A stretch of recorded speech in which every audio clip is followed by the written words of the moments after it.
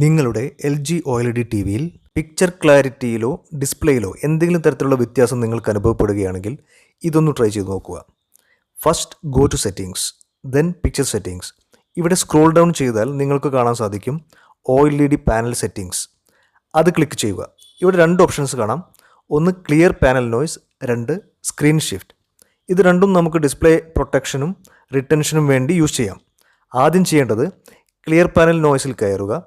ഇവിടെ right hand സൈഡിൽ കാണുന്ന ഈ ടൂൾ ടിപ്പ് ശ്രദ്ധിക്കുക. നമ്മളൊരു extended period of time TV on ചെയ്ത് വെച്ചാൽ പിക്ചർ ക്വാളിറ്റി ഇഷ്യൂസ് ഉണ്ടാകാം. അങ്ങനെയുള്ള ഇഷ്യൂസ് കറക്റ്റ് ചെയ്യാൻ നമുക്ക് ക്ലിയർ പാനൽ നോയ്സ് എന്ന ഈ ഓപ്ഷൻസ് ഉപയോഗിക്കാം. ഇനി ഈ ക്ലിയർ പാനൽ നോയ്സ് സെലക്ട് ചെയ്താൽ അതിനുള്ളിൽ രണ്ട് ഓപ്ഷൻസ് ഉണ്ട്. ഒന്ന് start once TV is off, രണ്ട് start now. Clear panel noise complete ആകാൻ 1 hour ഒക്കെ എടുത്തേക്കാം. നമ്മുടെ ടിവിയിൽ ഒരു ആക്ടിവിറ്റിയും ലൈക്ക് സോഫ്റ്റ്വെയർ അപ്ഡേറ്റ് നടക്കുന്നില്ലെങ്കിൽ നമുക്ക് സ്റ്റാർട്ട് നൗ ക്ലിക്ക് ചെയ്യാം. ഓൾമോസ്റ്റ് 1 hour എടുക്കാം. അതിനിടയിൽ TV ഓൺ ചെയ്യുകയോ പവർ ഓഫ് ചെയ്യുകയോ ചെയ്യരുത്. ഇനി എന്തെങ്കിലും ആക്ടിവിറ്റി TVയിൽ നടന്നുകൊണ്ടിരിക്കുകയാണെങ്കിൽ start once TV is off click ചെയ്യുക.